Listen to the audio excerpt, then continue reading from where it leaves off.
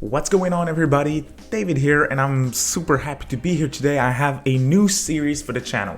Finally, this has been in the works for a long time now, but I think it's gonna be something very fun, and I think we're gonna start a lot of discussions with this new series for the channel. You've seen the title. This series is gonna be 5 things from X Shin Megami Tensei game that I want SMT V to take inspiration from, or an element that I really like from a certain game that I want exactly in the same way in SMT V, so it should be a lot of fun. Now, definitely one of the mainline SMT games that I'm the more familiar with is SMT IV. So for this reason, I decided to start with SMT IV. So let's jump into it. For each one of those episodes, I'm going to be talking about a different game. It might be SMT, it might be spin-offs, it might be a lot of things, but it's going to be Megaten related, so it should be a lot of fun. For this first episode, I'm going to say 4 things that I want from SMT IV in SMT V, whether it's inspiration or the exact same thing, and 1 thing at the end from SMT IV that I definitely don't want in 5. So let's jump right into it. The first thing that I want that's in SMT IV for SMT V is the press turn combat system. Okay, so this is the combat system that is in SMT III Nocturne, in 4 Apocalypse, in DX2 the mobile game, and also in the Digital Devil Saga game, so 1 and 2 on the PS2. Exploiting the enemy's weaknesses has never been this rewarding. I mean, the press turn combat system is very addictive and it never gets old in my opinion.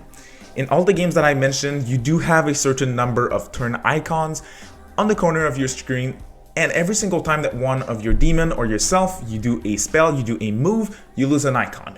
But with the press turn combat system, when you exploit the weakness of one of your enemies, you gain a new icon, which means that you have an additional turn. Which is why it is extremely important to exploit weaknesses in Megaten. Not only do they hit harder, but they also give you additional turns, which is something that you must not neglect at all costs. Once again, this is a combat system that I really like. I wish it's gonna be in SMT V.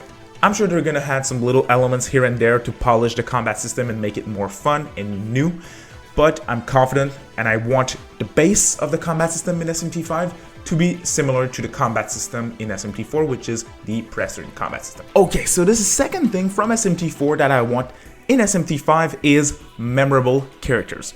Let me explain. I don't want Flynn, Jonathan, and Isabeau and Walter in SMT V. No thank you. I want characters that are as memorable and as likable as those 3. The cast of characters in SMT IV is great. Way more than in other games in the series, in my opinion. Flynn, Jonathan, Walter, and Isabeau, they make for a really good team. And while it's kind of obvious where they stand when it comes to their alignment, they deliver their thoughts process and give their opinions in a way that really makes you question what you want to be in the game, in which side of the alignment you want to stand in. If you don't know already, there is an alignment system in most SMT games, including SMT IV, where depending on your action and choices during your playthrough, you'll get a different ending. You can get the neutral ending, the law ending, or the chaos ending. In certain Megaten games, before you do a certain choice, you can easily spot which choice brings you towards which alignment. In 4, yes, you can tell sometimes, but it's not that obvious, and this is something that I really liked from those characters that I really liked. Once again, I can talk about various different Megaten games that I really love, but sometimes I don't remember much about the characters. In 4, this is not an issue. The characters are great and they're very memorable. There's a reason why people like them so much. So hopefully 5 has a cast of characters that will be as great. When it comes to the design, the main character looks awesome. We do love the femboy, so I'm not too worried once again. Okay, so my third point from something in SMT IV that I want in SMT V, those of you who know me, who have been watching the channel for a long time, you won't be surprised by this point because I'm going to talk about the soundtrack. I'm going to talk about the music. In Shin Megami Tensei IV, the music and soundtrack is composed by none other than Ryota Kazuka, and he did an amazing job with a 112 songs 4-CD soundtrack for SMT IV. All the tracks, or almost all of them, are amazing. From what we've heard of the Shin Megami Tensei V trailers, the music feels and sounds like Kazuka. I think the composer for SMT V is going to be Kazuka and not Meguro. So to me, as much as I love Meguro, I think Kazuka's work was really refreshing, and I think he's going to do a very good job if he's really the composer for 5. We don't have any confirmation. I'm just basing myself on what I can hear, and I'm comparing it to the work that he did in the past versus what Meguro did, and I think we're going to have something similar the 4 soundtracks because of Kazuka, if that's really the case. My point here, once again, I don't want the SMT IV soundtrack in SMT V. I just want a soundtrack that's big and extremely good, extremely memorable. SMT IV released 8 years ago already, so that's still crazy to me. And I still listen to the SMT IV soundtrack on a daily basis. So that says a lot about how good this soundtrack is. So hopefully they deliver with 5. Once again, I'm not worried. Almost all the Megaton games have a top-notch soundtrack. So number 4. So just before I give my last point of something that I don't want, I'm gonna give my last point of something from 4 that I would like 5 to take inspiration from. This is something that I hear very often. I'm kind of confident that you guys will also agree with me on this one. 4 introduced something great. It introduced dungeon exploration in 3D. This has been in other Megaton games before, like Nocturne and DDS, but it is not like the other games that we got on the 3DS, the ports of dungeon crawlers like Soul Hackers and Strange Journey and stuff like that. Shin Megami Tensei V is Team Maniac's first time working with Unreal Engine 4, and this engine is well known for running some of the best and most beautiful games of the last generation. I'm gonna give you guys a few examples, just so you know what I'm talking about here.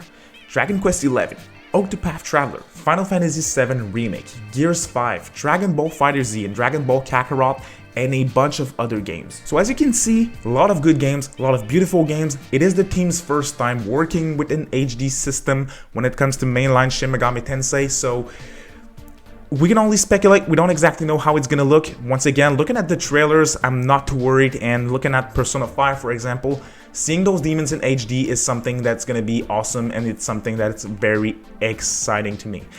Now, when it comes to Shin Megami Tensei IV, once again, it was great. They had beautiful 3D dungeon exploration, but something that they didn't have, which I think SMT V could improve upon, is a 3D overworld, maybe with some type of open air sections as well. One thing that I'm not gonna say that I dislike, but something that I'm like, that's not that great, and it's something that I don't look forward to every single time that I replay for, is the Tokyo exploration. I feel like the overworld is just plain and kind of boring at times. Everything looks very similar and it's easy to get lost, especially when it's your first playthrough.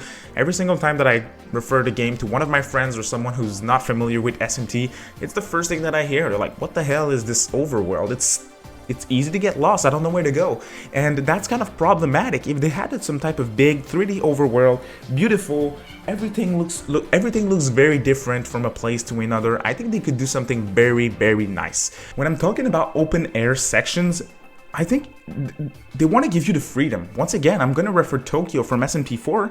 They don't tell you precisely where you have to go at all times. So if you had this type of section from Tokyo, for example, in SMT V, but it could be all 3D, everything could be different, you can see the difference between a certain region and another one. I think that would be more clear, more beautiful, and overall just a more enjoyable experience in the overworld. So I sure hope that's something that they're gonna do in Tokyo and SMT IV. Once you enter a certain sector, it's kind of open, which is great, which leads me to believe that they're gonna try to be a bit more open on the overworld. So I don't want SMT V to be an open world game, I just want open aired sections. I'm gonna refer Final Fantasy VII, for example. When you enter Midgard, it's kind of opened, but it's not necessarily an open world game. It's still a very linear game, but there's some open sections, and that's great. Just to sum this up, beautiful 3D dungeon exploration. This is something that I want from SMT IV, and if they could improve on those open air sections, that would be amazing. Team Maniacs, take advantage from Unreal Engine 4, take your sweet time, do a great job. I mean, I'm the first one to always cry and say that SMT V is going to be 2021, but at the end of the day, I want a good game. This is my most anticipated game of all time at the moment, so take your time. If it has to be delayed, it's going to be delayed. It's okay. It's okay. As much as I want to get the game as soon as possible, I want a good game. So if that's the type of stuff that they're aiming for, they need to take their time. Okay, so the last thing that I want to tell you guys is something that I don't want. That's in SMT IV, something that I really don't want for 5. In certain Megaton games, there's recent games, especially there's DLC. I'm gonna take a few examples here of just so you guys understand my point of view when it comes to DLC and Atlas games. When it comes to a game like Royal, which is a full price re-release of another game, Persona 5, I'm completely against DLC. You're making us pay full price for a re-release of a game that we paid full price for 2 years ago, and you want to charge us once again for DLC. It's charging for DLC for a re-release. That's something that I don't like at all. That's a practice that I'm never going to support. If you guys like those practices, it is okay, and I respect your opinion. That's my opinion. I'm against that. When it comes to a re-release, an ultimate edition of a game, I want to have the complete package. Don't sell DLC once again. Okay, that's one example of something that I don't like. Something that I'm not going to say something that I like, but something that I don't mind when it comes to DLC is certain DLC from SMT IV. DLC where it can help you gain more experience faster. Challenges, quests, stuff like that. Side content, but not mandatory side content, is something that I'm not going to buy because I don't care, but I don't think it's a bad thing. EXP boosters, free items, stuff like that. I'm not going to use those, but they're there and I'm just going to ignore them. I don't mind.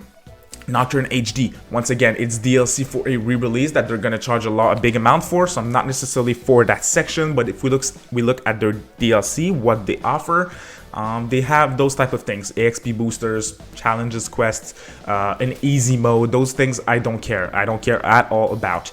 Now, DLC that I don't want in SMT V is some of the DLC that's in SMT IV. I'm gonna show what I looked up on the eShop, the DLC, just to remind me of everything that's available. And there is some DLC that's related to the main story.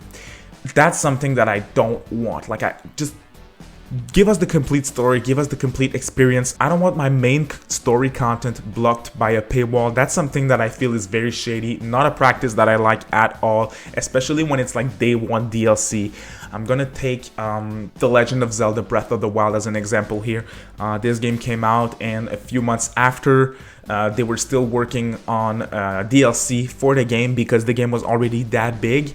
They were planning on maybe putting this content in the first game, but they didn't have the time to do it, so they re-released DLC a certain number of months later in its main story type of DLC that you could buy. This is something that I don't necessarily mind. They have their full package. Okay, that's the main story. That's what we have here. This is our package.